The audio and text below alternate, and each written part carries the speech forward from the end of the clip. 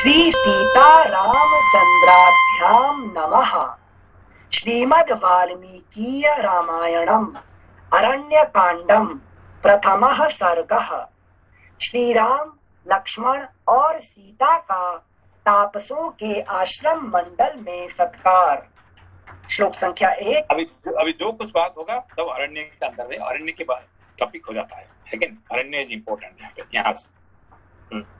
अच्छा, thank you sir. अरण्य का कुछ डीप मीनिंग है या वन के रूप में ही लेते हैं? नहीं, अरण्य देखिए यहाँ पे जो रामायण में अभी तक आप जो पढ़े हैं रामायण के अंदर में, तो जो दूसरे कोई शास्त्र में नहीं है, रामायण में आपको क्या देखा आपने अभी तक? जो कहीं नहीं था अभी तक। जो क्या क्या क्या आपने देखा कि जो कहीं नहीं देखा? मतलब अभी तक तो आप महाभारत पढ़े हैं, मत्स्य पुराण पढ़े हैं, अभी हमने और क्या विष्णु पुराण पढ़े हैं, इसे पढ़े हैं। तो ये सब शास्त्र और रामायण की जो अभी वाल्मीकि रामायण में क्या फर्क देखा आपने? सबसे फर्स्ट तो देखा कि हम सोचते थे, कंफ्यूज थे कि महाभारत में और रामायण में कनेक्शन क्या है। तो आप बताए थे आदि ग्रंथ है, तो यहाँ का जो इवेंट है उसके बाद फॉलो हुआ है महाभारत या आगे वाले शास्त्रों में। तो ये नहीं, वो तो टॉपिक आ गया है, मगर मेन जो है देखिए यहाँ पे कि हमारे जो शास्त्र पढ़ने का हमारा जो उद्देश्य होता है, इसमें 3 टॉपिक होता है। कितने? 3 होता है। एक होता है आदि दैविक, आदि भौतिक और आध्यात्मिक। ठीक है ना, ये 3 टॉपिक होता है। आदि दैविक, आदि भौतिक, आध्यात्मिक। समझे बात को? आप देखिए राम कौन है? ये भगवान विष्णु है। नहीं, राम है स्वयं भगवान विष्णु है, ठीक है ना। तो सीता कौन है? स्वयं लक्ष्मी माता है कि नहीं। लक्ष्मण कौन है? ये शेषनाग जी है कि नहीं। ये सब जो पढ़ेंगे इसको क्या हो गया, ये टॉपिक होता है आदि दैविक टॉपिक हो गया, ठीक है ना। ये सब दैव है, ये कोई मनुष्य नहीं है, ये सब देवताओं का अंश होने के कारण से ये आदि दैविक हो गया। समझ बात को? फिर अभी जो पढ़ रहे हैं, जो राम पढ़ रहे हैं, ये तो ठीक है, वो तो बाकी की बात है। अभी कौन है राम? नहीं, ये तो दशरथ की बेटा है, कौशल्या का बेटा है, सीता का पत्नी है, अयोध्या का राजा है। ये सब क्या है? ये आदि भौतिक हो गया। समझ बात को? हाँ, ये आदि भौतिक हो गया। फिर वे कौन सा राम की बात कर रहे हैं अभी? नहीं, वो जो राम, हम उनकी बात नहीं कर रहे हैं। अपना अंदर में जो ज्ञान का रूप है कि नहीं, विवेक का रूप है, वही बात कर रहे हैं। ये हो गया क्या? आध्यात्मिक। हमारे अंदर में हमें राम जी को, सीता जी को, लक्ष्मण जी को हम दर्शन करते हैं, ठीक है ना। ये 3 प्रकार का जो शब्द जो भाषा होता है, ये शास्त्र में मिलेगा। तो बाकी शास्त्र में क्या होता है कि पूर्ण रूप से उसको प्रकटित नहीं होता है, जो कि वाल्मीकि जी ने उसको 100% उसको सफल किया है।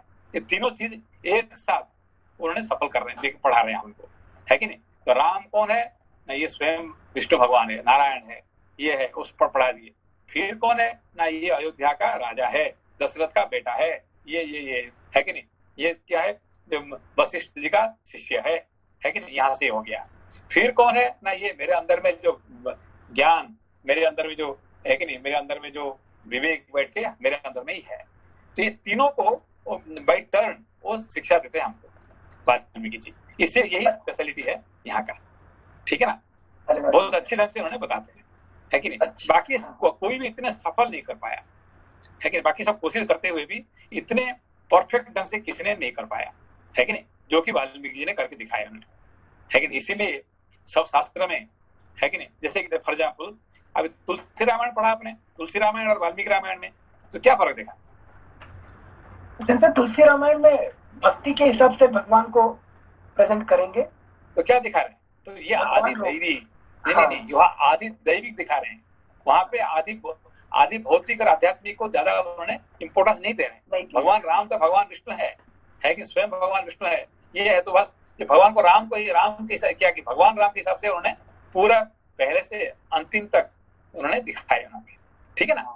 मगर वाल्मीकि जो नहीं कर रहे हैं, वो बाई टर्न तीनों को परफेक्ट से, you can look at Ram as Vishnu, as Narayan, और you can look Ram as the son of Dasharath, और you can see the Ram as inside you. Okay, तो तीनों को उन्होंने परफेक्ट ढंग से वाल्मीकि जी ने प्रकट किया है। समझ मत यही बात को? Yes, that's why the perfect book, है कि नहीं। शास्त्र में सबसे एक नंबर परफेक्ट कौन है? ऑफ कोर्स वेद को छोड़ के, हम वेद की बात नहीं कर रहे हैं यहाँ पे, है कि नहीं। वेद को छोड़ देने के जो एक नंबर जो स्मृति में आता है ये रामायण ही आएगा और कोई नहीं, कुछ भी नहीं आएगा, ठीक है ना। Thank you sensei. Thank you. हाँ मनीषा जी। नमस्ते सेंसे। सेंसे सॉरी वो सेंसे वो सॉरी थोड़ा वो लास्ट स्टेटमेंट थोड़ा समझ में नहीं आया। मतलब वो रामायण ऐसे श्रुति है जो कि जिसमें राम जी का तीन मतलब तीन देखिए रामायण देखिए, आपने रामायण देखिए फॉर एग्जाम्पल हमारे हिंदुस्तान में कितने रामायण है कि नहीं। वाल्मीकि रामायण, तुलसीदास, तुलसी के बाद ये तो हिंदी में हो गया, तुलसी रामायण हो गया, है कि नहीं। हाँ, आपका उड़िया में हो गया बलराम रामायण हो गया, ठीक है ना। तेलुगु में हो गया कृतिवास रामायण हो गया, ठीक है ना। अध्यात्म रामायण हो गया, है कि नहीं। इस तरह से आप ये तमिल में हो गया कंब रामायण हो गया, है कि नहीं। तो हर भाषा में एक एक रामायण है, ठीक है ना। तो हर भाषा में एक एक रामायण है, जैसे तुलसी रामायण भी एक है। तो सभी रामायण ने उन्होंने तो कोशिश तो किए हैं, मगर वाल्मीकि का बराबर कोई किसे कर पाया क्या?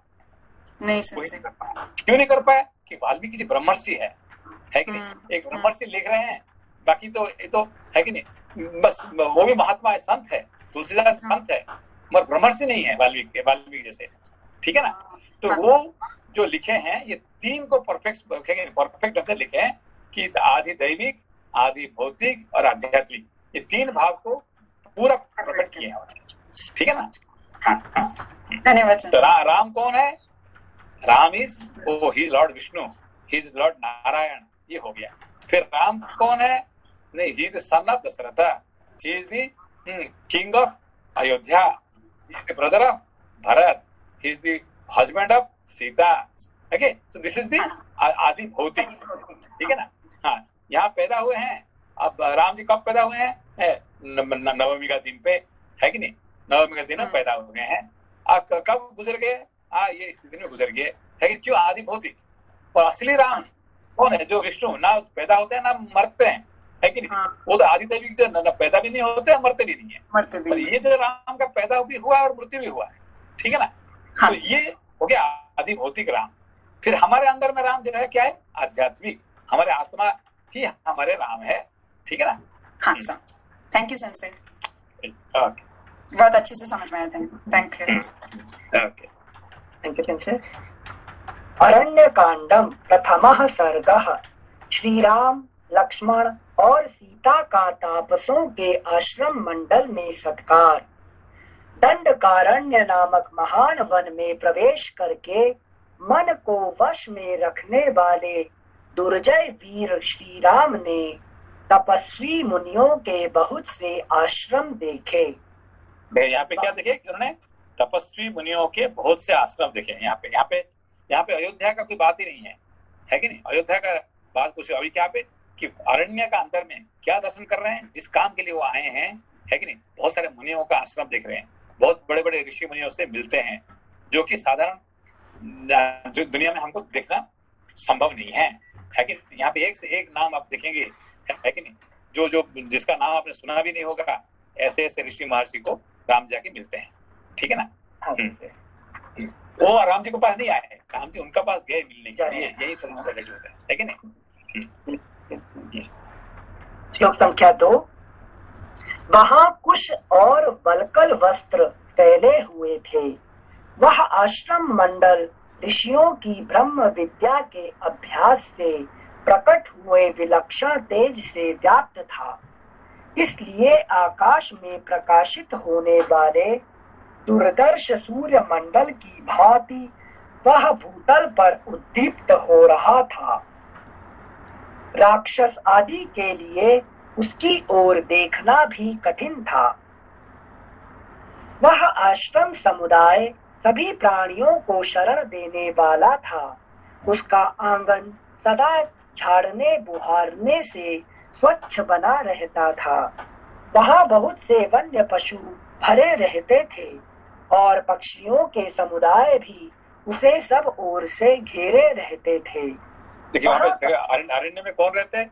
एक तो ऋषि मुनि रहते हैं, और ऋषि मुनि का दर्शन करने जाएंगे तो बाघ भालू आके आपको, है कि नहीं, शेर आके आपको अटैक करेगा, ना तो राक्षस आके अटैक करेगा, ना तो इस सब जंगल के अंदर में ऋषि मुनि भी है और वहाँ भयंकर राक्षस भी है और जंगली पशु भी है।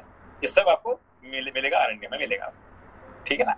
हाँ थैंक यू सेंसे। जैसे आप जब भी आप बॉम्बे में, दिल्ली में, टोक्यो में, ना आपको ऋषि मुनि मिलेंगे, ना आपको बाघ भालू मिलेंगे, लेकिन शेर भी नहीं मिलेगा और राक्षस भी नहीं मिलेगा और आपको ऋषि भी नहीं मिलेंगे, है कि नहीं। ऋषि भी मिलेंगे, पशु पक्षी भी मिलेंगे, और पशु पक्षी अपनी पशु वृत्ति में रहेंगे या शांत भाव में? नहीं, अरण्य मतलब क्या है कि आपको क्या आगे मिलेगा आपको पता नहीं है, इसको अरण्य कहते हैं। अरण्य मतलब you are not sure what you are going to encounter with, है कि नहीं। किसका दर्शन होगा आगे ये आपको पता नहीं है। अचानक कोई शेर आ जाएगा, कोई सांप आ जाएगा, कोई राक्षस आ जाएगा, है कि नहीं। So which you don't know what you are going to encounter, that's called Aranya, ठीक है ना। लाइफ जो है वो भी अरण्य की तरह बोलिए। तो हमारी लाइफ है सर, वो भी अरण्य की। हमारा लाइफ जो है ये अरण्य है। हाँ, यही बात है, हमारा लाइफ है कि नहीं, हमारा लाइफ जो है अरण्य ही है कि नहीं, है कि नहीं। नेक्स्ट मोमेंट हम क्या मिलेंगे, कहाँ से कहा जाता है कि नहीं। कोरोना आ गया, फिर कोरोना का रूप बदलते गया, है कि नहीं। अभी डेल्टा आ गया, फिर आगे क्या आ गया पता नहीं है कि नहीं। हम वैक्सीन लगाते जाते हैं और दूसरा वैक्सीन बनना पड़ेगा, है कि नहीं। जैसे हिंदुस्तान के अरण्य से निकल के टोक्यो के अरण्य में आकर स्त्री मिलती है आगे। ठीक है। श्लोक संख्या 3। वह आश्रम समुदाय सभी प्राणियों को शरण देने वाला था। उसका आंगन सदा झाड़ने बुहारने से स्वच्छ बना रहता था। वहाँ बहुत से वन्य पशु भरे रहते थे और पक्षियों के समुदाय भी उसे सब ओर से घेरे रहते थे। वहाँ का प्रदेश इतना मनोरम था कि वहाँ अप्सराएं प्रतिदिन आकर नृत्य करती थीं। उस स्थान के प्रति उनके मन में बड़े आदर का भाव था। बड़ी बड़ी अग्निशालाएं, श्रुवा आदि यज्ञ पात्र, मृग चर्म, कुश, समिधा, जल पूर्ण कलश तथा फल मूल उसकी शोभा बढ़ाते थे। स्वादिष्ट फल देने वाले परम पवित्र तथा बड़े बड़े वन्य वृक्षों से वह आश्रम मंडल घिरा हुआ था। बलि वैश्वदेव और होम से पूजित वह पवित्र आश्रम समूह वेद मंत्रों के पाठ की ध्वनि से गूंजता रहता था। कमल पुष्पों से सुशोभित पुष्करिणी उस स्थान की शोभा बढ़ाती थी तथा वहाँ और भी बहुत से फूल सब ओर बिखरे हुए थे। उन आश्रमों में चीर और काला मृग चर्म धारण करने वाले तथा फल मूल का आहार करके रहने वाले जितेंद्रिय एवं सूर्य और अग्नि के तुल्य महातेजस्वी पुरातन मुनि निवास करते थे। नियमित आहार करने वाले पवित्र महर्षियों से सुशोभित वह आश्रम समूह ब्रह्मा जी के धाम की भांति तेजस्वी तथा वेद ध्वनि से निनादित था। जैसे चित्रकूट से निकल के ऐसे फिजिकल लोकेशन देखें तो दिस अरण्य और दंडकारण्य इज टुवर्ड्स साउथ और मिड ऑफ टुवर्ड्स साउथ, जो क्या गोदावरी का जो एरिया होता है ना, जैसे कि आप क्या है जो गोदावरी का जो एरिया जो है वो एरिया आता है पंचवटी एरिया से। पंचवटी एरिया मालूम है ना। आपने पढ़ने एक बार बोले थे ना क्लास में, मध्य प्रदेश से लेके टुवर्ड्स साउथ को महाराष्ट्र के एरिया अभी का जो शिव जी का मंदिर क्या है, कौन सा मंदिर? वो जैसे त्र्यंबकेश्वर से त्र्यंबकेश्वर एरिया होता है ना, त्र्यंबकेश्वर और वो जो नासिक पंचवटी। लक्ष्मण ने शूर्पणखा के नाक काटे थे, तो वही एरिया में वो इवेंट हुआ है। तो अभी दंडकारण्य मध्य प्रदेश से आरंभ होके वो धीरे धीरे वो साउथ की तरफ जा रहे हैं। Thank you sir. श्लोक संख्या 9। अनेक महाभाग ब्रह्मवेत्ता ब्राह्मण उन आश्रमों की शोभा बढ़ाते थे। महातेजस्वी श्री राम ने उस आश्रम मंडल को देखकर अपने महान धनुष की प्रत्यंचा उतार दी। फिर वे आश्रम के भीतर गए। श्री राम तथा यशस्विनी सीता को देखकर वे दिव्य ज्ञान से संपन्न महर्षि बड़ी प्रसन्नता के साथ उनके पास गए। दृढ़ता पूर्वक उत्तम व्रत का पालन करने वाले वे महर्षि उदय काल के चंद्रमा की भांति मनोहर धर्मात्मा श्री राम को, लक्ष्मण को और यशस्विनी विदेह राजकुमारी सीता को भी देखकर उन सबके लिए मंगलमय आशीर्वाद देने लगे। उन्होंने उन तीनों को आदरणीय अतिथि के रूप में ग्रहण किया। अगला पृष्ठ 474। श्री राम के रूप, शरीर की गठन, कांति, सुकुमारता तथा सुंदर वेश को उन वनवासी मुनियों ने आश्चर्यचकित होकर देखा। वन में निवास करने वाले वे सभी मुनि श्री राम, लक्ष्मण और सीता तीनों को एकटक नेत्रों से देखने लगे। उनका स्वरूप उन्हें आश्चर्यमय प्रतीत होता था। समस्त प्राणियों के हित में तत्पर रहने वाले तो तपस्या कर रहे थे, ऋषि मुनि लोगों ने तपस्या कर रहे थे और उनको भगवान जाके अपने दर्शन देते हैं। ठीक है ना, स्वयं राम जाके अपना दर्शन देते हैं सीता और लक्ष्मण के सहित। ठीक है ना, एक एक ऋषि मुनि को तब फल मिल गया उन्हें। श्लोक संख्या 14। वन में निवास करने वाले वे सभी मुनि श्री राम, लक्ष्मण और सीता तीनों को एकटक नेत्रों से देखने लगे। उनका स्वरूप उन्हें आश्चर्यमय प्रतीत होता था। समस्त प्राणियों के हित में तत्पर रहने वाले उन महाभाग महर्षियों ने वहां अपने प्रिय अतिथि इन भगवान श्री राम को पर्णशाला में ले जाकर ठहराया। अग्नितुल्य, तेजस्वी और धर्मपरायण उन महाभाग मुनियों ने श्री राम को विधिवत सत्कार के साथ जल समर्पित किया। देखिए जैसे अभी जो आपका आएगा सर्वांग ऋषि ने, है कि नहीं, वो ना अपना मृत्यु को स्वीकार नहीं किए। जब तक राम जी का दर्शन नहीं होगा तब तक वो मरेंगे नहीं। मैं मेरा मृत्यु को मैं वेट करूंगा, वेट करा दूंगा कि जब तक राम जी का दर्शन होने के बाद ही मैं जाऊंगा यहाँ पे। ठीक है ना, तो ऐसे भी ऋषि मुनि थे, है कि नहीं। श्लोक संख्या 17। फिर बड़ी प्रसन्नता के साथ, जिनसे उन्हें भी इच्छा मृत्यु का वरदान था क्या? जो ऋषि मुनि थे ना, अपना इच्छा के अनुसार अपना मृत्यु को वो थोड़ा बढ़ाने का, थोड़ा घटाने का वो कर सकता है। ठीक है, अच्छा, ठीक है, थैंक यू सिंह। श्लोक संख्या 17। फिर बड़ी प्रसन्नता के साथ मंगल सूचक आशीर्वाद देते हुए उन महात्मा श्री राम को उन्होंने फल मूल और फूल आदि के साथ सारा आश्रम भी समर्पित कर दिया। सारा आश्रम भी समर्पित कर दिया। सब कुछ निवेदन करके वे धर्मज्ञ मुनि हाथ जोड़कर बोले, रघुनंदन, दंड धारण करने वाले राजा धर्म का पालक, महायशस्वी, इस जन समुदाय को शरण देने वाला, माननीय, पूजनीय और सबका गुरु है। इस भूतल पर इंद्र आदि लोकपालों का ही चौथा अंश होने के कारण वह प्रजा की रक्षा करता है। अतः राजा सबसे वंदित होता तथा उत्तम एवं रमणीय भोगों का उपभोग करता है। जब साधारण राजा की यह स्थिति है तब आपके लिए तो क्या कहना है, आप तो साक्षात भगवान हैं।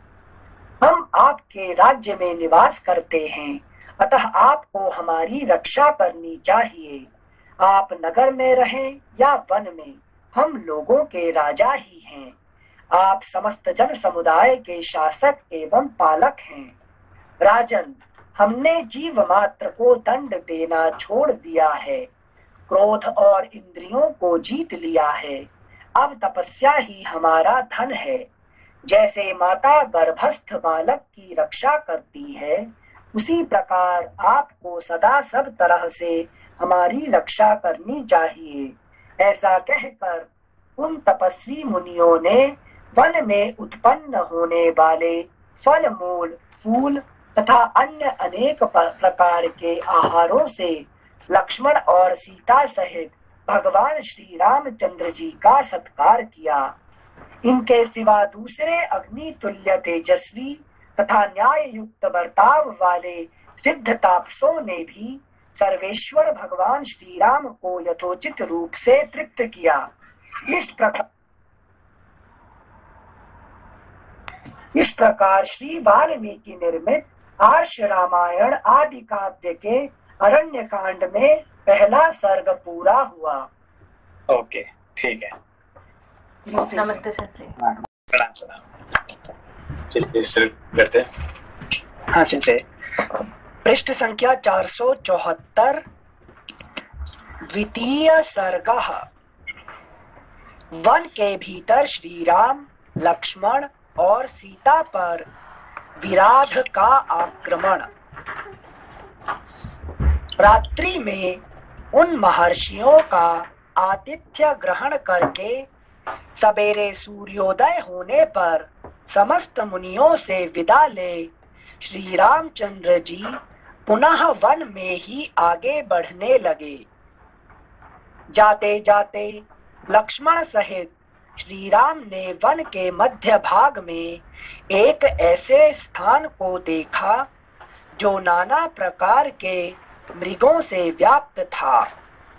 वहां बहुत से रीछ और बाघ रहा करते थे। वहां के वृक्ष, लता और झाड़ियां नष्ट भ्रष्ट हो गई थी। उस वन प्रांत में किसी जलाशय का दर्शन होना कठिन था। वहां के पक्षी वहीं चहक रहे थे। अगला पृष्ठ 475। वहीं चहक रहे थे। झिंगूरों की झंकार गूंज रही थी। भयंकर जंगली पशुओं से भरे हुए उस दुर्गम वन में सीता के साथ श्री रामचंद्र जी ने एक नरभक्षी राक्षस देखा जो पर्वत शिखर के समान ऊंचा था और उच्च स्वर से गर्जना कर रहा था। उसकी आंखें गहरी, मुंह बहुत बड़ा, आकार विकट और पेट विकराल था। वह देखने में बड़ा भयंकर। यहाँ पर क्या बोले? नरभक्षी राक्षस। हाँ से तो क्या उसका अर्थ हुआ?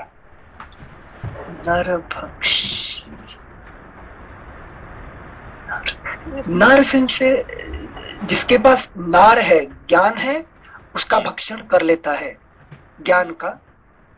तो वही जो ज्ञान को हमारे जो है कि नहीं, ज्ञान को जो भक्षण करता है उसको नरभक्षी कहते हैं। ठीक है, जैसे काम, क्रोध, लोभ क्या करते हैं? हमारे नरभक्षी है सब, है कि नहीं? तो किसी कारण से मनुष्य क्या करता है, उसमें से घुस जाता तो फिर उससे निकल नहीं पाता है। हाँ। Okay sensei, thank you sensei. श्लोक संख्या 4 एक बार फिर से पढ़ते हैं। भयंकर जंगली पशुओं से भरे हुए उस दुर्गम वन में सीता के साथ श्री रामचंद्र जी ने एक नरभक्षी राक्षस देखा जो पर्वत शिखर। लगभग जो राक्षस जो होते हैं लगभग, हाँ, इसको नरभक्षी राक्षस होते हैं। कौन होते हैं? जैसे हमारे अंदर के शत्रु, खुद के काम, क्रोध, लोभ, मोह, मद, मत्सर्य। वो तो ये होते, मगर जो जंगल में आपको अभी मिलते हैं, एक से एक मिलते हैं। हाँ। ये सब कौन राक्षस? जैसे पशु में जैसे लायन, शेर वगैरह हो गए, वैसे ही राक्षस रूप में गोरिल्ला टाइप, जो मानव वृत्ति में 2 पैर पे खड़े होकर चल सकते हैं, उन्हें राक्षस कह रहे हैं क्या यहाँ पे? रीछ कौन है? मतलब आप पूछ रहे हैं कि जंगल में जो हम लोग जिनको नरभक्षी राक्षस बोलते हैं वो कौन? हम जिनको नहीं, अभी जो राम लक्ष्मण जिसको विराट कर रहे हैं। विराट का विंशन से ये एक गंधर्व है ना, तो वो उसको विराट विराट जैसे जितने जन लगभग मिलते हैं ये सब गंधर्व होते हैं। अच्छा। गंधर्व होते मतलब क्या करते हैं, है कि नहीं? हम जो हमारे जो है कि नहीं जो ज्ञान ये गंधर्व वृत्ति में ज्यादातर से फंस जाता है। एक बार आपने फंसना शुरू फंस गए क्या नाच गाने कोई कला इसमें से रह गए तो आपका एक जिंदगी उसमें से गुजर गया। ठीक है नहीं? इसको गंधर्व वृत्ति कहते हैं इसको, ठीक है ना? ओके, हाँ सेंसे। एक मनुष्य जन्म खत्म हो इसमें से ही चला आ गया क्योंकि उसमें से गंधर्व खा जाते हैं, है कि नहीं? यस सेंसे, अब समझे इसे। गंधर्व नहीं तो गंधर्व अप्सरा तो इस तरह से जो है इनका जंगल में फंस जाए तो मनुष्य क्या करता है, वो दोबारा है कि मनुष्य पे वापस नहीं आता है, नर में वापस नहीं आता है, कि नर भक्षी है सब। हाँ सेंसे, ठीक है ना? Thank you sensei. मतलब ये, हाँ भैया, हाँ ये जो सर क्या नाम हीरो हीरोइन है ये जितने भी बॉलीवुड में ये जो अभी देखिए, हाँ ये आपने अच्छा कहा, हीरो हीरोइन जो इसमें इसका जंगल में फंस जाते हैं, मनुष्य क्या करता है, बस I like that hero, I like that heroine, I like that this thing, और उसमें से गया जिंदगी भर उसके लिए उसमें से गया उसका, है कि ये नरभक्षी से होते हैं सब। पैसा बनने की होती है जैसे मैं भूल गया था, बस ये हीरो हीरोइन गायक गाने बजाने वाले सिंगर। हाँ ठीक है, थैंक यू सेंसे।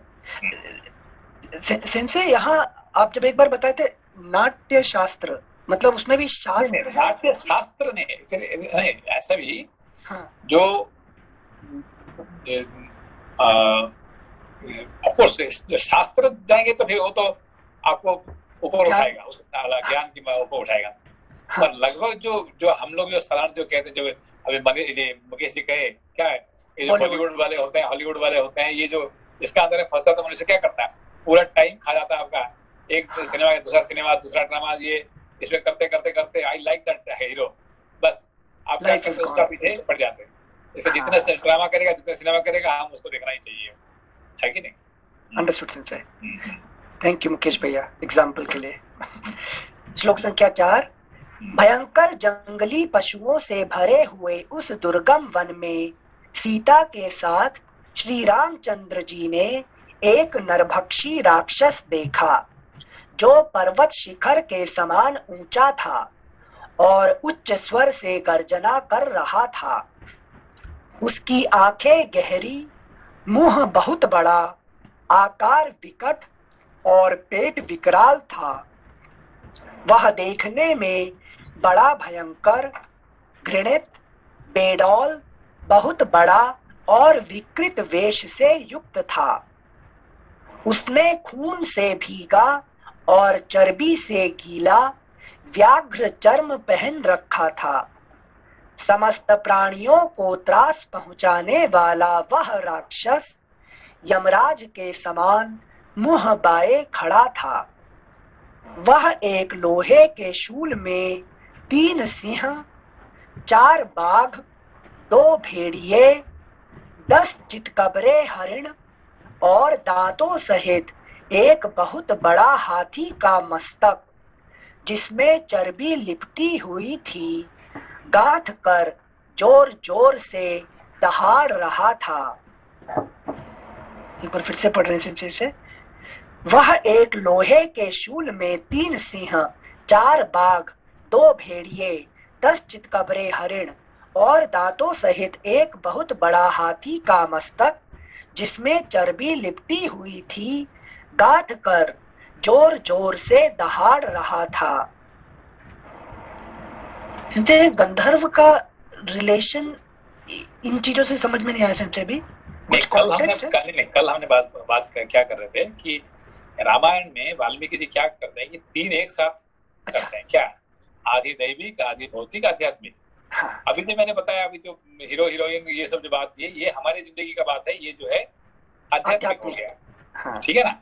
तो हम इसमें से फंस गए तो हमारा जिंदगी बस उसमें से निकलना मुश्किल हो जाता है कि नहीं? ये नरभक्षी हो गई। आप भी जो कह रहे हैं, ये जो राम जी जिसको मिलते हैं, ये आदि भौतिक है कि नहीं? हाँ। फिर आध्यात्मिक, ये आदि दैविक क्या है? फिर ये कौन है कि नहीं, ये गंधर्व कौन था, है कि नहीं, ये क्यों ये हुआ था, किसका शाप से ऐसे हुआ था, फिर ये कहानी हो गया कि आदि दैवी, ठीक है ना। ये 3 प्रकार की कहानी एक साथ मिला के कर रहे हैं, इसलिए थोड़ा समझने में, रामायण को समझने के लिए इसलिए मुश्किल पड़ेगा, है कि नहीं। तो तुलसी रामायण को समझना बड़ा आसानी है, आपको कोई प्रॉब्लम नहीं है कि नहीं। तुलसीदास जो रामायण लिखे हैं, रामचरितमानस, इसको पढ़ने में बड़ा आपको पूरा पहले से आखिर तक समझ में आ जाएगा।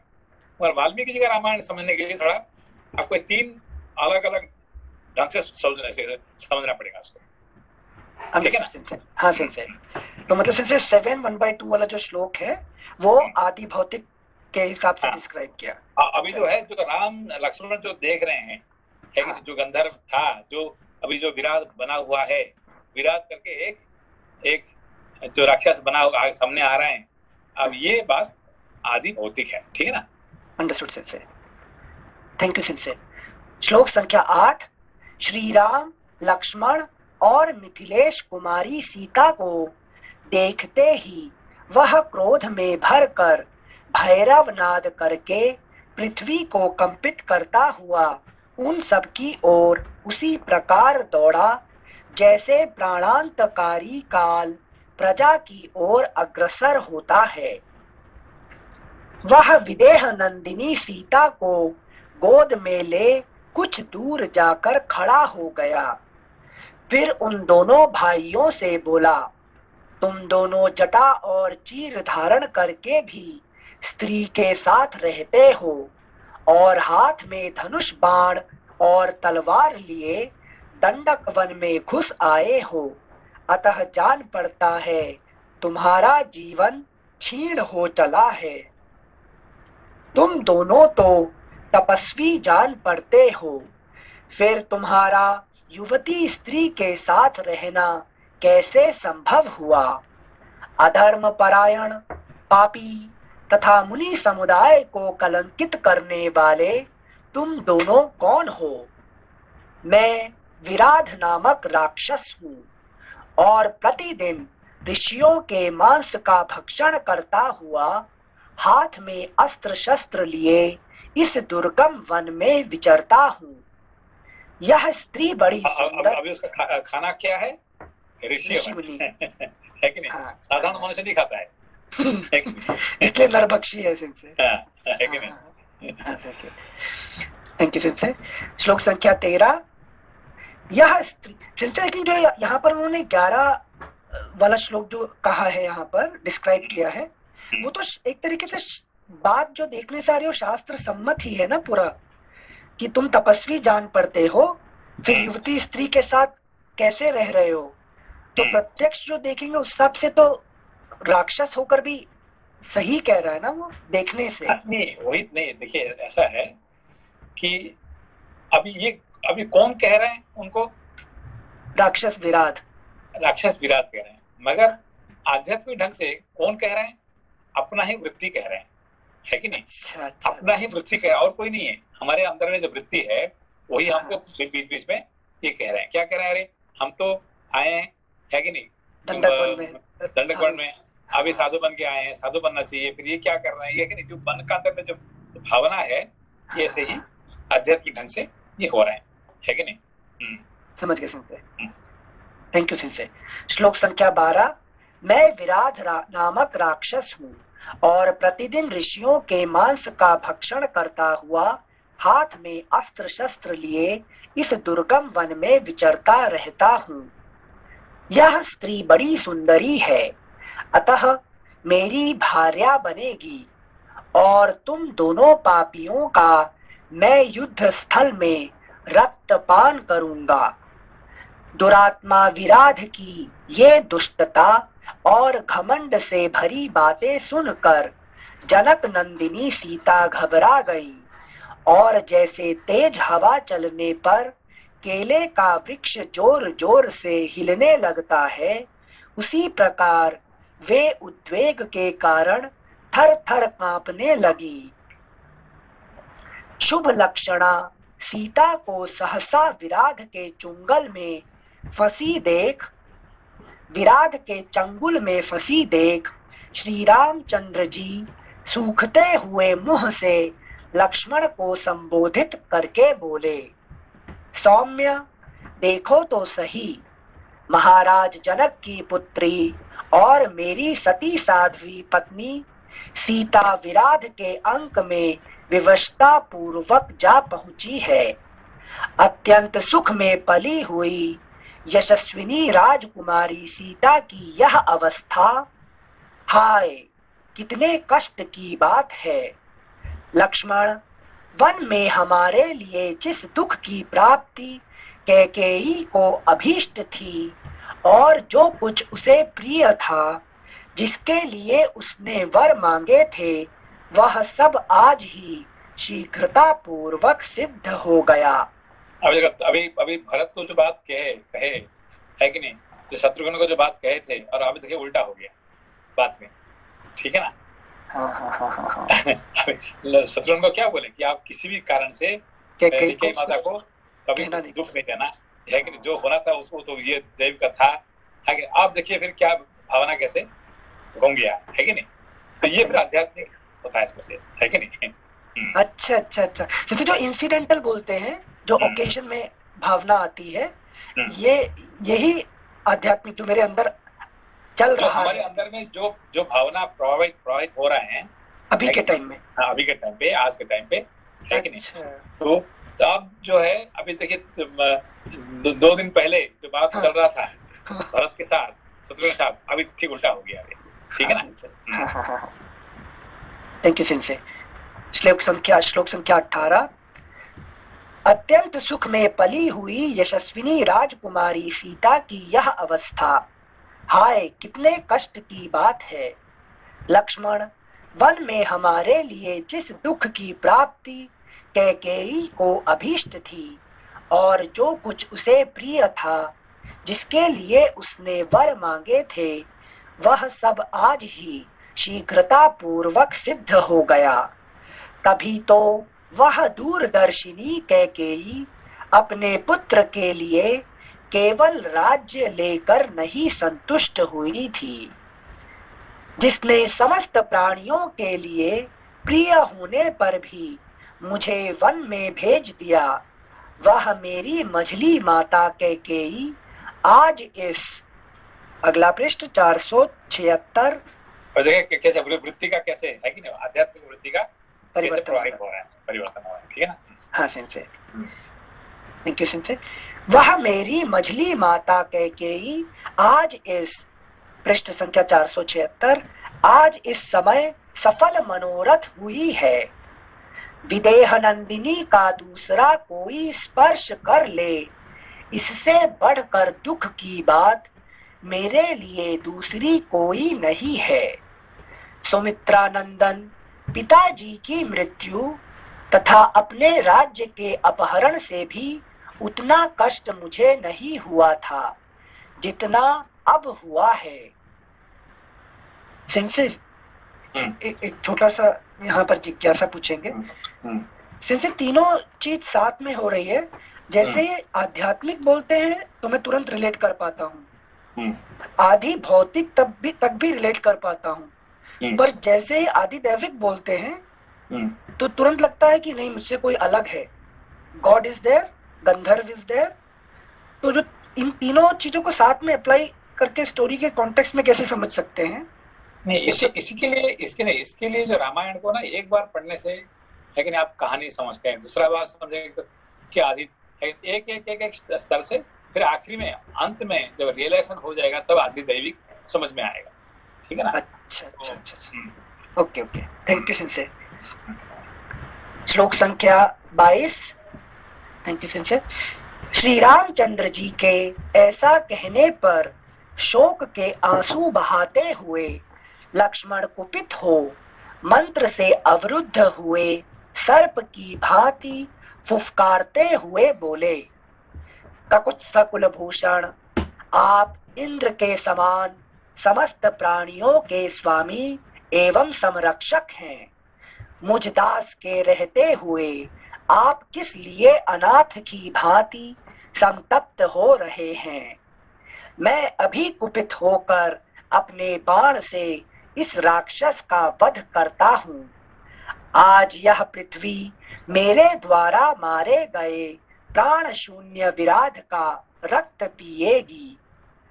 राज्य की इच्छा रखने वाले भरत पर मेरा जो क्रोध प्रकट हुआ था, अभी देखिए अभी क्या है, मेरा जो क्रोध था भरत पर, आज इसका पर उतार दूंगा। Thank you sir. श्लोक संख्या 25। राज्य की इच्छा रखने वाले भरत पर मेरा जो क्रोध प्रकट हुआ था, उसे आज मैं विराध पर छोड़ूंगा। जैसे वज्रधारी इंद्र पर्वत पर अपना वज्र छोड़ते हैं, मेरी भुजाओं के बल के वेग से वेगवान होकर छूटा हुआ मेरा महान बाण आज विराध के विशाल वक्षस्थल पर गिरे, इसके शरीर से प्राणों को अलग करे। तत्पश्चात यह विराध चक्कर खाता हुआ पृथ्वी पर पड़ जाए। इस प्रकार श्री वाल्मीकि निर्मित आर्ष रामायण आदि काव्य के अरण्य कांड में दूसरा सर्ग पूरा हुआ। तृतीयः सर्गः विराध और श्रीराम की बातचीत। श्रीराम और लक्ष्मण के द्वारा विराध पर प्रहार तथा विराध का इन दोनों भाइयों को साथ लेकर दूसरे वन में जाना। तदनंतर विराध ने उस वन को गुंजाते हुए कहा, तो दूसरे वन में जाना मतलब है कि नहीं, हम तो एक वन में फंसे हुए हैं, है कि नहीं। फिर एक वन से दूसरा वन हमको कौन लेके जाता है, ये गंधर्व लोग हमको लेके चले जाते हैं, है कि नहीं। अब समझे कि हम जो ड्रामा देखते हैं, सिनेमा देखते हैं, अभी हम कौन सा वन में है कि नहीं। इस संसार में है क्या, संसार में तो ऑलरेडी फंसे हुए हैं, और उसके साथ फिर और एक संसार में फंस जाते हैं। कौन सा है वन का अंदर, गंधर्व का दुनिया में, ठीक है ना। जैसे जब भी मूवी देखते हैं तो एक्टर के साथ घुस जाते हैं, है कि नहीं। तो फिर हम दूसरी दुनिया में, हमको ये एक्टर क्या ले लेते हैं, हमको दूसरा दुनिया ले लेते हैं, ठीक है ना। Yes sensei, thank you sensei. तृतीयः सर्गः विराध और श्रीराम की बातचीत। श्रीराम और लक्ष्मण के द्वारा विराध पर प्रहार तथा विराध का इन दोनों भाइयों को साथ लेकर दूसरे वन में जाना। तदनंतर विराध ने उस वन को गुंजाते हुए कहा, अरे मैं पूछता हूँ, मुझे बताओ तुम दोनों कौन हो और कहाँ जाओगे। तब महातेजस्वी श्रीराम ने अपना परिचय पूछते हुए प्रज्वलित मुख वाले उस राक्षस से इस प्रकार कहा, तुझे मालूम होना चाहिए कि महाराज इक्ष्वाकु का कुल ही मेरा कुल है। हम दोनों भाई सदाचार का पालन करने वाले क्षत्रिय हैं और कारणवश इस समय वन में निवास करते हैं। अब हम तेरा परिचय जानना चाहते हैं। तू कौन है जो दंडक वन में स्वेच्छा से विचर रहा है। यह सुनकर विराध ने सत्य पराक्रमी श्री राम से कहा, रघुवंशी नरेश, मैं प्रसन्नता पूर्वक अपना परिचय देता हूँ।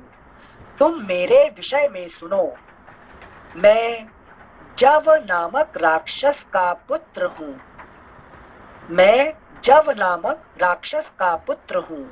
मेरी माता का नाम शतरदा है।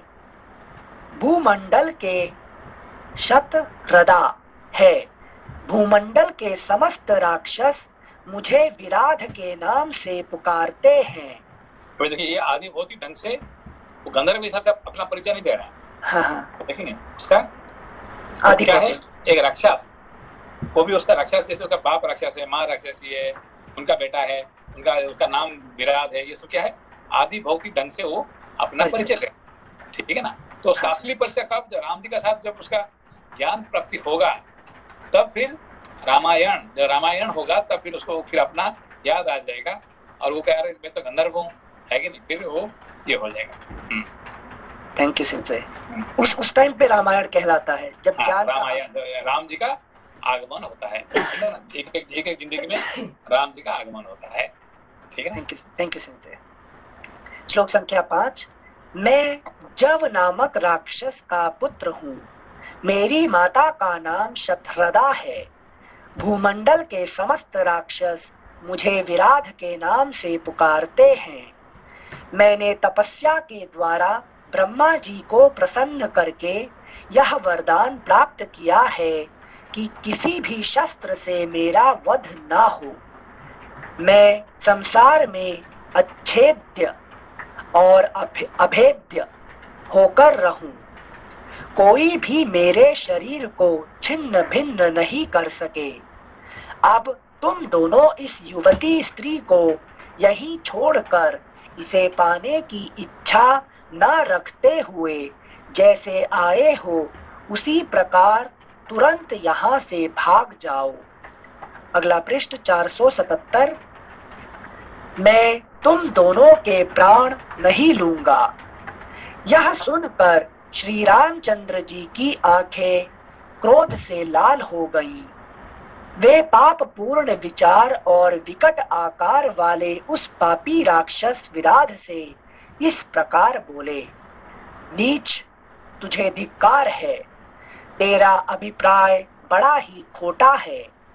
निश्चय ही तू अपनी मौत ढूंढ रहा है और वह तुझे युद्ध में मिलेगी। ठहर, अब तू मेरे हाथ से जीवित नहीं छूट सकेगा। यह कहकर भगवान श्री राम ने अपने धनुष पर प्रत्यंचा चढ़ाई और तुरंत ही तीखे बाणों का अनुसंधान करके उस राक्षस को बीधना आरंभ किया। उन्होंने प्रत्यंचा युक्त धनुष के द्वारा विराध के ऊपर लगातार 7 बाण छोड़े, जो गरुड़ और वायु के समान महान वेगशाली थे और सोने के पंखों से सुशोभित हो रहे थे। प्रज्वलित अग्नि के समान तेजस्वी और मोर पंख लगे हुए वे बाण विराध के शरीर को छेद कर रक्त रंजित हो पृथ्वी पर गिर पड़े। घायल हो जाने पर उस राक्षस ने विदेह कुमारी सीता को अलग रख दिया और स्वयं हाथ में शूल लिए अत्यंत कुपित होकर श्री राम तथा लक्ष्मण पर तत्काल टूट पड़ा। वह बड़े जोर से गर्जना करके इंद्रध्वज के समान शूल लेकर उस समय मुंह बाए हुए काल के समान शोभा पा रहा था। तब काल अंतक और यमराज के समान उस भयंकर राक्षस विराध के ऊपर उन दोनों भाइयों ने प्रज्वलित बाणों की वर्षा आरंभ कर दी।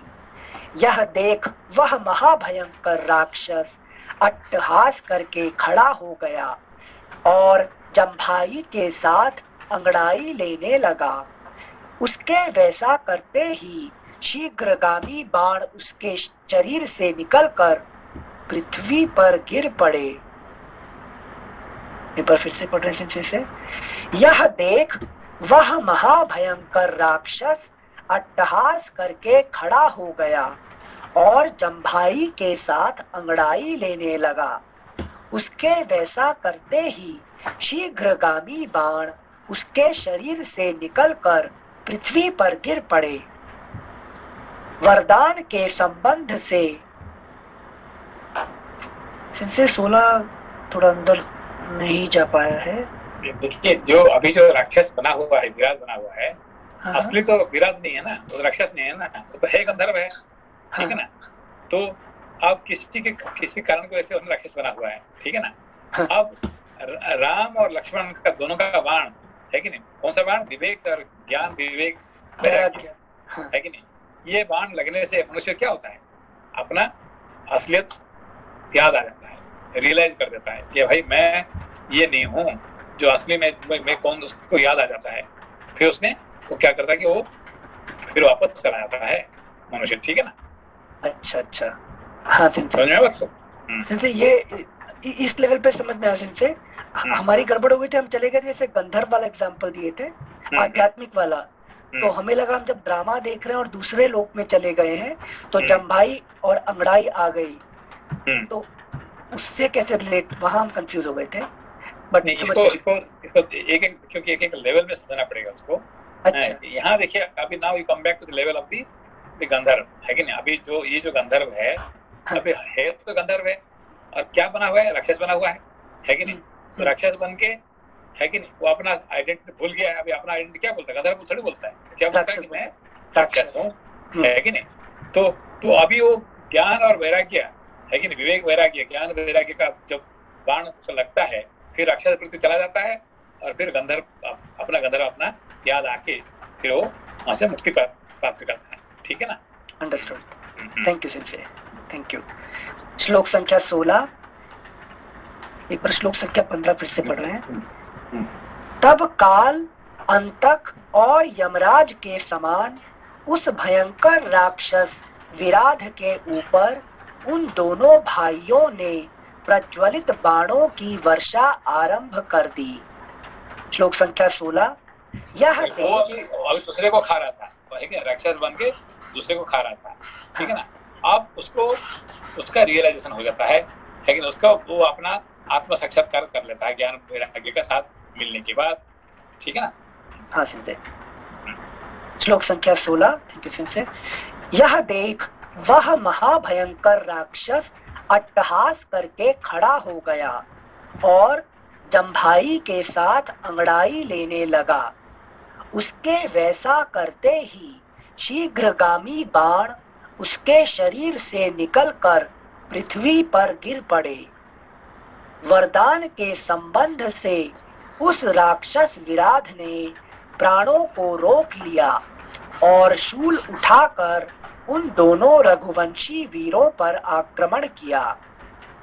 उसका वह शूल आकाश में वज्र और अग्नि के समान प्रज्वलित हो उठा, परंतु शस्त्रधारियों में श्रेष्ठ श्री रामचंद्र जी ने 2 बाण मारकर उसे काट डाला। श्री रामचंद्र जी के बाणों से कटा हुआ विराध का वह शूल वज्र से छिन्न भिन्न हुए मेरु के शिलाखंड की भांति पृथ्वी पर गिर पड़ा। फिर तो वे दोनों भाई शीघ्र ही काले सर्पों के समान 2 तलवारें लेकर तुरंत उस पर टूट पड़े और तत्काल बलपूर्वक प्रहार करने लगे। उनके आघात से अत्यंत घायल हुए उस भयंकर राक्षस ने अपनी दोनों भुजाओं से उन अकंप्य पुरुष सिंह वीरों को पकड़कर अन्यत्र जाने की इच्छा की। उसके अभिप्राय को जानकर श्री राम ने लक्ष्मण से कहा, सुमित्रा नंदन, यह राक्षस अपनी इच्छा के अनुसार हम लोगों को इस मार्ग से ढोकर ले चले। यह जैसा चाहता है उसी तरह हमारा वाहन बनकर हमें ले चले। इसमें बाधा डालने की आवश्यकता नहीं है। जिस मार्ग से यह निशाचर चल रहा है, यही हम लोगों के लिए आगे जाने का मार्ग है। ये क्या रियलाइजेशन के बाद राम जी बोल रहे हैं कि जहाँ ले जाना है उसके हिसाब से चलते जाओ। यहाँ पे नाट्य शास्त्र का काम आएगा, लेकिन नाट्य शास्त्र जो भरत मुनि लिखे हैं, नाट्य शास्त्र, उसमें कितने रस है? नवरस है, नवरस है कि नहीं? तो नवरस में 8 रस, तो ये रास्ता खुलता है 9वां रस। 9वां रस क्या है? शांत रस है, ठीक है ना? तो 9th रस जो है ये शांत रस है।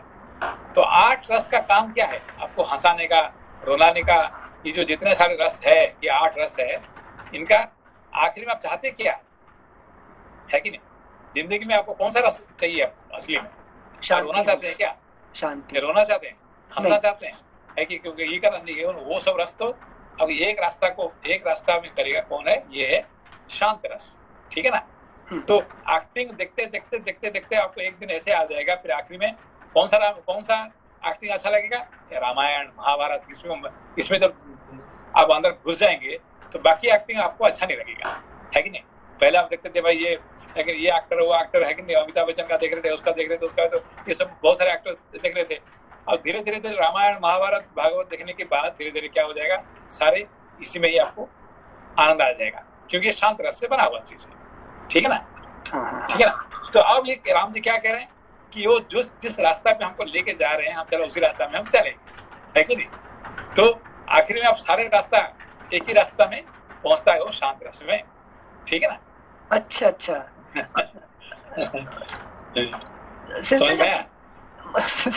थोड़ा किसी भी रास्ते से जाएंगे, किसी भी रास्ते से जाएंगे अंत में शांत रस पे पहुंचेगा, लेकिन जब रास्ते में जा रहे हैं तो सारा टाइम तो वेस्ट हो जाएगा ना, पूरा टाइम वेस्ट हो जाएगा। मगर तो ये कौन कह रहे हैं?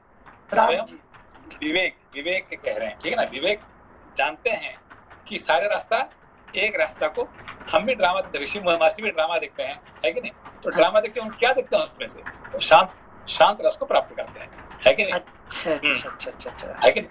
देखिए ये जो पूरा महाभारत में, है कि नहीं, व्यास जी जो वर्णन करते हैं, क्या क्या वर्णन नहीं करते वहाँ पे। हाँ, पूरा वॉर का वर्णन किया, पूरा नहीं, वार का वर्णन करते हैं, वहाँ पे काम शास्त्र वर्णन करते हैं, वहाँ अर्थशास्त्र वर्णन करते हैं, सारे करते हैं। आखिरी में क्या कहते हैं, गीता में उसको कंक्लूड करते हैं, है कि नहीं। आखिर में महाभारत किसी लिए है? गीता के लिए है। ठीक है ना।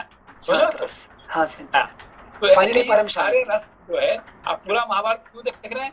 नहीं, गीता को सुनने के लिए आखिरी में।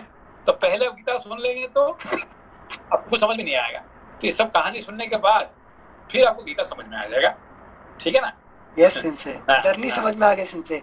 8 रस एंजॉय करो पूरी life, for only one purpose, 9वें रस के लिए, 9 रस के लिए, 9th रस के लिए। ठीक है ना।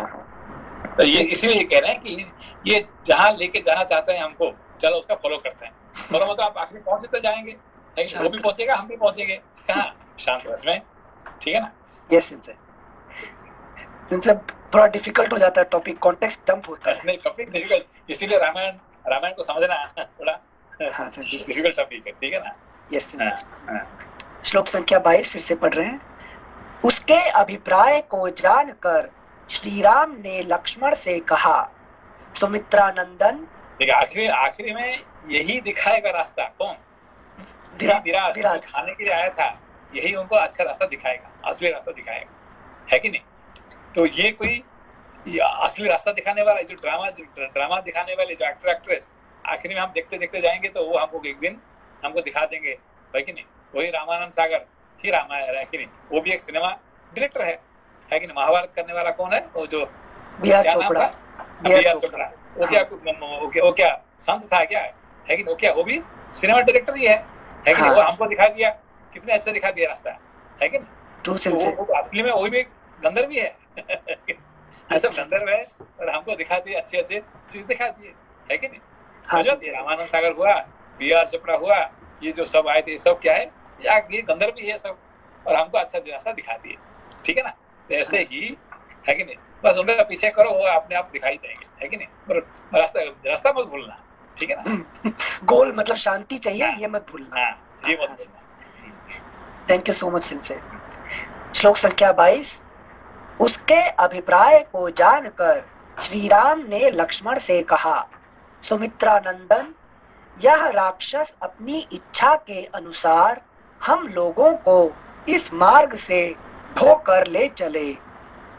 यह जैसा चाहता है उसी तरह हमारा वाहन बनकर हमें ले चले। हमारा वाहन बन के हमको ले चले, है कि नहीं। जैसे बी.आर. चोपड़ा हमको दिखा रहे हैं, हम उसी के ढंग से जाएंगे तो हम भी महाभारत को समझ सकते हैं, है कि नहीं। रामानंद सागर, है कि नहीं, वो जैसे जहाँ लेके जाना चाहता है हम उसका फॉलो करेंगे तो रामायण हम समझ में आ जाएगा। समझ बात होगी। हाँ सिंसे, थैंक यू सिंसे।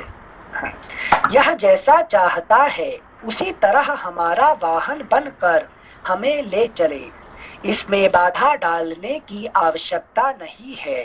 आप उसका ऊपर ज्यादा कमेंट मत करना, है कि नहीं। ऐसा क्यों किया, ऐसा किया नहीं, जो किया सही किया है कि। सो ही इज बेटर जज। कौन? ये रामानंद सागर हुआ, ये बी.आर. चोपड़ा हुआ, they know better than us. किसको राम बनाना है, किसको कृष्ण बनाना है, किसको रावण बनाना है, ही नोस। और उसके हिसाब से फॉलो करो, है कि नहीं। अपना दिमाग क्यों लगा रहे हो? हाँ सिंसे, थैंक यू सिंसे। जिस मार्ग से यह निशाचर चल रहा है यही हम लोगों के लिए आगे जाने का मार्ग है। ये आगे जाने का मार्ग है, अपने को शांत रस में पहुंचा देगा। Thank you sir. श्लोक संख्या 24। अत्यंत बल से उद्दंड बने हुए निशाचर विराध ने अपने बल पराक्रम से उन दोनों भाइयों को बालकों की तरह उठाकर, अगला पृष्ठ 478, उन दोनों भाइयों को बालकों की तरह उठाकर अपने दोनों कंधों पर बिठा लिया। उन दोनों रघुवंशी वीरों को कंधे पर चढ़ा लेने के बाद राक्षस विराध भयंकर गर्जना करता हुआ वन की ओर चल दिया। तदनंतर उसने एक ऐसे वन में प्रवेश किया जो महान मेघों की घटा के समान घना और नीला था। स्वप्न का दुनिया कैसा होता है कि नहीं, मेघों के जैसे। गंधर्व नगरी क्या है? गंधर्व नगरी मालूम है ना, गंधर्व नगरी जैसे आकाश में दिखता है, आकाश में जो दिखता है आपको, जो क्लाउड गंधर्व नगरी कहते हैं, ठीक है ना। Thank you sir. श्लोक संख्या 26। तदनंतर उसने एक ऐसे वन में प्रवेश किया जो महान मेघों की घटा के समान घना और नीला था। नाना प्रकार के बड़े बड़े वृक्ष वहां भरे हुए थे। भांति भांति के पक्षियों के समुदाय उसे विचित्र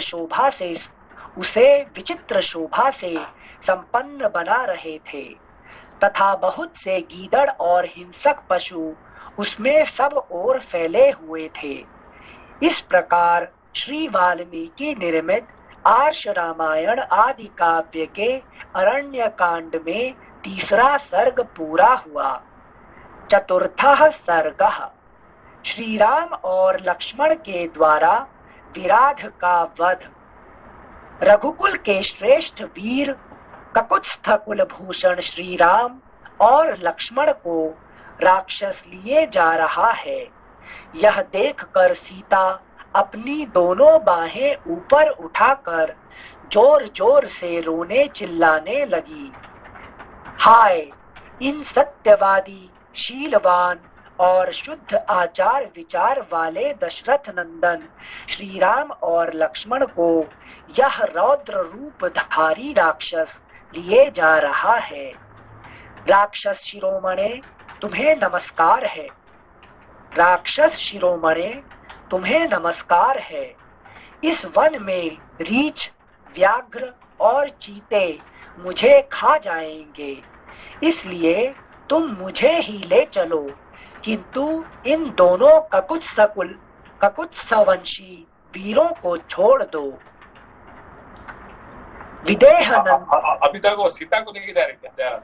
हाँ, वो इन दोनों को लेके जा रहे हैं, ठीक है ना। हाँ।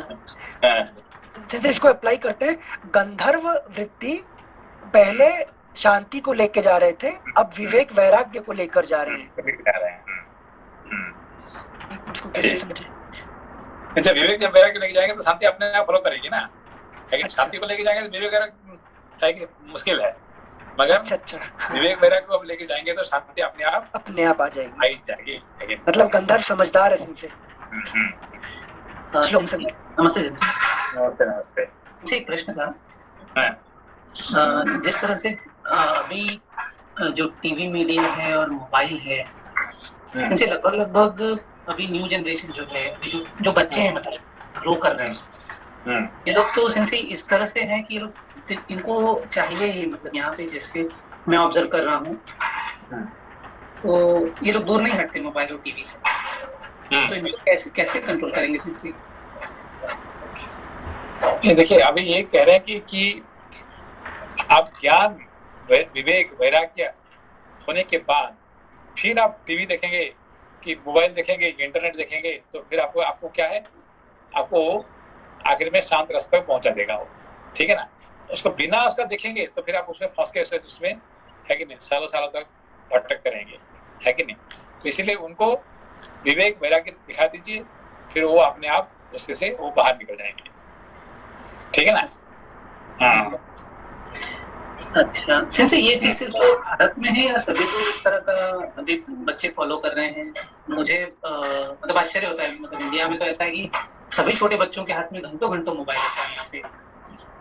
हाँ, तो उनको अपने देखिए, अभी ये यहाँ देखिए, अभी जो गंगा जो है ना, अपना लोपा जी का बेटी गंगा, वो भी बच्चे है कि नहीं है?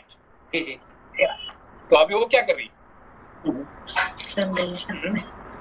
सुन रही है ज्ञान, और हमेशा रोज पढ़ रही है। अच्छा, लेकिन नहीं, जितने आप नहीं पढ़ रहे हैं उससे ज्यादा पढ़ रही है, ठीक है ना? वो पढ़ेगी संडे को, उसने सुबह सुबह मेरे साथ स्पेशल उसका टाइमिंग रहता है उसका, है कि नहीं? वो पूछेगी ये क्या, क्योंकि बाकी दिन में पूछ नहीं पा रही है कि नहीं? और संडे को पूरा 1 घंटे पूरा वो पूछेगी अपना हफ्ते का जो पढ़ा होता है कि नहीं? ये सब पूछेगी मुझसे, ठीक है ना? तो वो भी बच्चा है कि नहीं है? अच्छा, है कि नहीं? मगर उसको कैसे उसको रास्ता में, है कि नहीं, उसको ज्ञान, उसको विवेक, उसका देख के उसको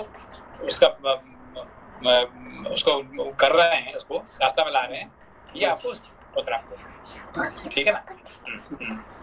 जी सर, थैंक यू सर। उसके तो आप नाम क्या है? आप अपना टाइम बीच में आप अपना टाइम भी दीजिए, आप बात करिए उनको, उनके ज्ञान की बात करिए धीरे धीरे, क्योंकि कोई भी मनुष्य ऐसा नहीं है कि जो इसका ज्ञान के प्रति प्यार नहीं है, रस नहीं है, ठीक है ना? प्रत्येक मनुष्य को, मगर डू यू हैव टाइम, है कि do you have time for the children, है कि नहीं?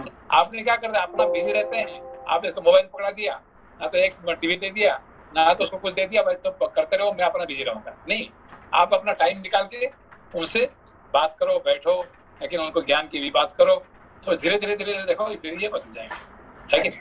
हाँ, नहीं तो फिर अपना पास टाइम नहीं है तो फिर वो क्या करेंगे, है कि नहीं? जी, सिर्फ एक चीज है कि what level they need to go in here. I mean, isn't it too heavy for them to understand the philosophical level of it? नहीं, देखिए अभी वही मैं एग्जांपल दे रहा ना, अभी जो गंगा जो है, गंगा तो उसका कितना उम्र हुआ अभी? 7 साल हुआ, है कि नहीं? तो 7 साल की उम्र में आप उसका एक बार उसका रिकॉर्डिंग करके आपको उसको बोलो लोपा जी को आपको भेजेगी आपको, है कि नहीं? किस तरह का बात करती है आप सुन लीजिए उसको, ठीक है ना? तो फिर आपको समझ में आएगा कि 7 साल का बच्ची कैसे कहाँ तक पहुंच सकती है, ठीक है ना? आपको किसी के सामने उसका प्रोसेसर नहीं करना चाहिए, मगर नहीं सर, बहुत इम्पोर्टेंट है सर, बहुत इम्पोर्टेंट है कि नहीं? Thank you sir. श्लोक संख्या 3। राक्षस शिरोमणे तुम्हें नमस्कार है। इस वन में रीछ, व्याघ्र और चीते मुझे खा जाएंगे, इसलिए तुम मुझे ही ले चलो, किंतु इन दोनों ककुत्स्थवंशी वीरों को छोड़ दो। विदेह नंदिनी सीता की यह बात सुनकर वे दोनों वीर श्री राम और लक्ष्मण उस दुरात्मा राक्षस का वध करने में शीघ्रता करने लगे। सुमित्रा कुमार लक्ष्मण ने उस राक्षस की बाईं और श्री राम ने उसकी दाहिनी बाह बड़े वेग से तोड़ डाली। भुजाओं के टूट जाने पर वह मेघ के समान काला राक्षस व्याकुल हो गया और शीघ्र ही मूर्छित होकर वज्र के द्वारा टूटे हुए पर्वत शिखर की भांति पृथ्वी पर गिर पड़ा। तब श्री राम और लक्ष्मण विराध को भुजाओं, मुक्कों और लातों से मारने लगे तथा उसे उठा कर पटकने और पृथ्वी पर रगड़ने लगे। बहुसंख्यक बाणों से घायल और तलवारों से क्षत विक्षत होने पर तथा पृथ्वी पर बार बार रगड़ा जाने पर भी वह राक्षस मरा नहीं। अवध्य तथा पर्वत के समान अचल विराध को बारंबार देखकर भय के अवसरों पर अभय देने वाले श्रीमान राम ने लक्ष्मण से यह बात कही। पुरुष सिंह, यह राक्षस तपस्या से वर पाकर अवध्य हो गया है। यह राक्षस तपस्या से वर पाकर अवध्य हो गया है। इसे शस्त्र के द्वारा युद्ध में नहीं जीता जा सकता। इसलिए हम लोग निशाचर विराट को पराजित करने के लिए अब गड्ढा खोद कर गाड़ दें, गड्ढा खोद कर गाड़ दें। लक्ष्मण हाथी के समान भयंकर तथा रौद्र तेज वाले इस राक्षस के लिए इस वन में बहुत बड़ा गड्ढा खोदो। इस प्रकार लक्ष्मण को गड्ढा खोदने की आज्ञा देकर पराक्रमी श्री राम अपने एक पैर से विराध का गला दबाकर खड़े हो गए। अगला पृष्ठ 479। श्री रामचंद्र जी की कही हुई यह बात सुनकर राक्षस विराध ने पुरुष प्रवर श्री राम से यह विनय युक्त बात कही। पुरुष सिंह नर श्रेष्ठ, आपका बल देवराज इंद्र के समान है। मैं आपके हाथ से मारा गया, मोहवश पहले मैं आपको पहचान न सका। तात आपके द्वारा माता कौशल्या उत्तम संतान वाली हुई हैं। मैं यह जान गया कि आप ही श्री रामचंद्र जी हैं। यह महाभागा विदेह नंदिनी सीता है और ये आपके छोटे भाई महायशस्वी लक्ष्मण है। इनसे ये परिवर्तन समझ नहीं आया, मतलब हो गया ना अभी वो रियलाइज कर लिया भाई कौन है, ये सब कौन है कि नहीं। मतलब गड्ढे के अंदर गाड़ने के तुरंत बाद फिजिकली वो अच्छा वो मर गए पुरानी अवस्था में, देन ही रियलाइज्ड। जब आपका शरीर जब तक नहीं छूटता है तब तक आपको रियलाइजेशन नहीं होता है, ठीक है। शरीर जब आपको है कि नहीं, मोह नहीं छूटता, उसका मोह छूटता है। थैंक यू सिंसे, समझ गए। श्लोक संख्या 15। तात आपके द्वारा माता कौशल्या उत्तम संतान वाली हुई हैं। मैं यह जान गया कि आप ही श्री रामचंद्र जी हैं। यह महाभागा विदेह नंदिनी सीता है और ये आपके छोटे भाई महायशस्वी लक्ष्मण हैं। मुझे शाप के कारण इस भयंकर राक्षस शरीर में आना पड़ा था। मैं तुम्बुरु नामक गंधर्व हूँ। कुबेर ने मुझे राक्षस होने का शाप दिया था। जब मैंने उन्हें प्रसन्न करने की चेष्टा की। तुम्बुरु कौन है? इनसे नारद जी का जो हमेशा साथ में रहने वाले है कि नहीं, वो तुम्बुरु है कि नहीं। वो जो वाद्य यंत्र है ना सिंसे, वही नहीं। देखिए नहीं, जब नारद जी का साथ रहते हैं तो वो देवर है कि नहीं, वो देवर वो बन जाते हैं, और नारद जी से दूर हो जाते हैं फिर वो राक्षस बन जाते हैं है कि नहीं। लोगों को खाने का चक्कर में पड़ जाते हैं। नारद जी में जैसे महान है कि नहीं ऋषि के साथ रहते हैं तो वो देवर्षि बन जाते हैं, ठीक है ना। अरे वाह सिंसे मतलब वही धुन जो होती है सारे गामा, वो अक्षर अगर नॉलेज के साथ में है भजन कीर्तन में तो ज्ञान कराएंगे। बॉलीवुड का सॉन्ग आएगा तो मीनिंगलेस हो जाएंगे है कि नहीं। यस सिंसे। श्लोक संख्या 16। हाँ भैया, ये जो विभूति योग में जो आता है उसमें भी तुम्बुरु का ही नाम आता है ना, कि गंधर्वों में जो है भगवान बताते हैं कि मैं विभूतियों में गंधर्वों में तुम्बुरु हूँ। तुम्बुरु नहीं है, वहाँ पे है चित्ररथ जाने कैसे चित्ररथ गंधर्वानाम चित्ररथ सिद्धानाम कपिल। अच्छा ठीक, चित्र तुम्बुरु भी बहुत फेमस है। Thank you sensei. श्लोक संख्या 16। कुबेर के सभा में सिंसे थे ना, अभी शायद थोड़ी देर में आएगा, लेकिन पहले भी कहीं पढ़े थे कुबेर ने उनको शाप देने से पहले वो कुबेर के सभा में भी थे। Thank you sensei. श्लोक संख्या 16। मुझे शाप के कारण इस भयंकर राक्षस शरीर में आना पड़ा था। मैं तुम्बुरु नामक गंधर्व हूँ। कुबेर ने मुझे राक्षस होने का शाप दिया था। जब मैंने उन्हें प्रसन्न करने की चेष्टा की तब वे महायशस्वी कुबेर मुझसे इस प्रकार बोले। गंधर्व, जब दशरथ नंदन श्री राम युद्ध में तुम्हारा वध करेंगे तब तुम अपने पहले स्वरूप को प्राप्त होकर स्वर्ग लोक को जाओगे। मैं रंभा नामक अप्सरा में आसक्त था, इसलिए एक दिन ठीक समय से उनकी सेवा में उपस्थित ना हो सका। इसीलिए कुपित हो राजा वैश्रवण कुबेर ने मुझे पूर्वोक्त शाप देकर उससे छूटने की अवधि बताई थी। शत्रुओं को संताप देने वाले रघुवीर, आज आपकी कृपा से मुझे उस भयंकर शाप से छुटकारा मिल गया। आपका कल्याण हो। अब मैं अपने लोक को जाऊंगा। तात, यहाँ से 1.5 योजन की दूरी पर सूर्य के समान तेजस्वी, प्रतापी और धर्मात्मा महामुनि शरभंग निवास करते हैं। देखो वो रास्ता बता रहे हैं, है कि नहीं? ऋषियों का रास्ता वही बताता है कि नहीं? हाँ। तो वो किसको खाता था? सर्वंग ऋषि को नहीं खा पाता था। वो छोटे छोटे जो है ना, जो असावधान, उनको खाता था। और उसको रेस्पेक्ट करता किसको? सर्वंग मुनि जैसे महामुनि को वो रेस्पेक्ट करता है। वो राम जी को वही भेजता है कि नहीं? रास्ता दिखाता है। हाँ सिंसे, थैंक यू सिंसे। श्लोक संख्या 21। तात, यहाँ से 1.5 योजन की दूरी पर सूर्य के समान तेजस्वी, प्रतापी और धर्मात्मा महामुनि शरभंग निवास करते हैं। उनके पास आप शीघ्र चले जाइए, वे आपके कल्याण की बात बताएंगे। श्री राम का नाम क्या है? शरभंग, है कि नहीं? शर कौन है?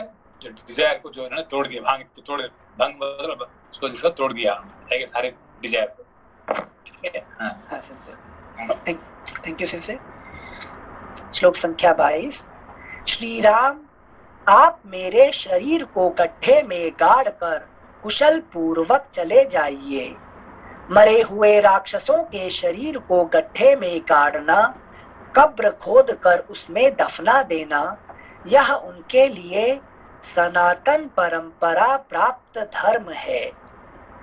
जो राक्षस गड्ढे में गाड़ दिए जाते हैं, उन्हें सनातन लोकों की प्राप्ति होती है। श्री राम से ऐसा कहकर बाणों से पीड़ित हुआ महाबली विराध, जब उसका शरीर गड्ढे में डाला गया, तब उस शरीर को छोड़कर स्वर्ग लोक को चला गया। वह किस तरह गड्ढे में डाला गया, यह बात अब बताई जाती है। उसकी बात सुनकर श्री रघुनाथ जी ने लक्ष्मण को आज्ञा दी। लक्ष्मण, भयंकर कर्म करने वाले तथा हाथी के समान भयानक इस राक्षस के लिए इस वन में बहुत बड़ा गड्ढा खोदो।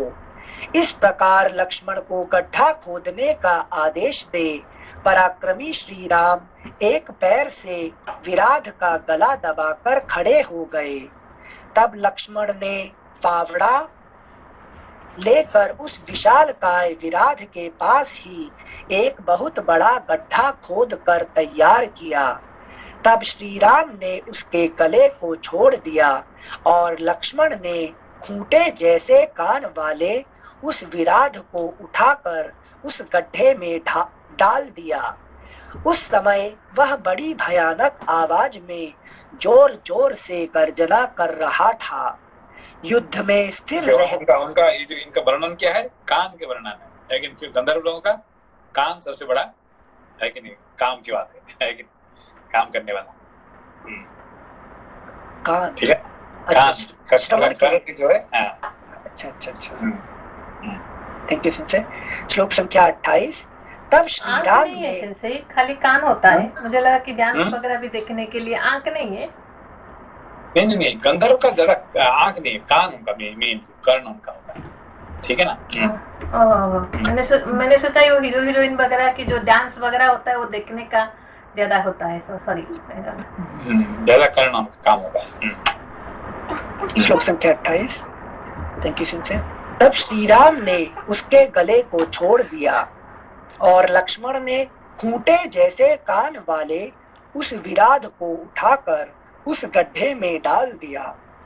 उस समय वह बड़ी भयानक आवाज में जोर जोर से गर्जना कर रहा था।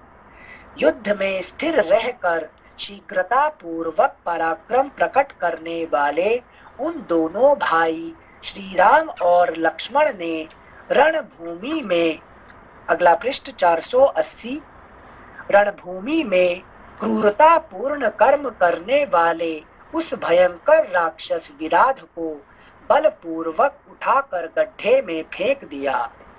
उस समय वह जोर जोर से चिल्ला रहा था। उसे गड्ढे में डालकर वे दोनों बंधु बड़े प्रसन्न हुए। महान असुर विराध का तीखे शस्त्र से वध होने वाला नहीं है, यह देखकर अत्यंत कुशल दोनों भाई नरश्रेष्ठ श्री राम और लक्ष्मण ने उस समय गड्ढा खोदकर उस गड्ढे में उसे डाल दिया और उसे मिट्टी से पाट कर उस राक्षस का वध कर डाला। वास्तव में श्री राम के हाथ से ही हठ पूर्वक मरना उसे अभीष्ट था। उस अपनी मनोवांछित मृत्यु की प्राप्ति के उद्देश्य से स्वयं वंचारी विराध ने ही श्री राम को यह बता दिया था कि शस्त्र द्वारा मेरा वध नहीं हो सकता। उसकी कही हुई उसी बात को सुनकर श्री राम ने उसे गड्ढे में गाड़ देने का विचार किया था। जब वह गड्ढे में डाला जाने लगा, उस समय उस अत्यंत बलवान राक्षस ने अपनी चिल्लाहट से सारे वन प्रांत को गुंजा दिया। राक्षस विराध को पृथ्वी के अंदर गड्ढे में गिराकर श्री राम और लक्ष्मण ने बड़ी प्रसन्नता के साथ उसे ऊपर से बहुतेरे पत्थर डालकर पाट दिया। फिर वे निर्भय हो उस महान वन में सानंद विचरने लगे। इस प्रकार उस राक्षस का वध करके मिथिलेश कुमारी सीता को साथ ले सोने के विचित्र धनुषों से सुशोभित हो वे दोनों भाई आकाश में स्थित हुए चंद्रमा और सूर्य की भांति उस महान वन में आनंद मग्न हो विचरण करने लगे। इस प्रकार श्री वाल्मीकि निर्मित आर्ष रामायण आदि काव्य के अरण्य कांड में चौथा सर्ग पूरा हुआ। एक गंधर्व के बाद फिर आएगा कैसे ब्रह्मलोक के जाने वाले श्रवण की बात आएगा, वो भी इंटरेस्टिंग है। ठीक है, प्रणाम सेंसे। नमस्कार सर। सेंसे कल सैटरडे है, कल क्लास नहीं है, छुट्टी है। परसों पढ़ेंगे। परसों पढ़ेंगे।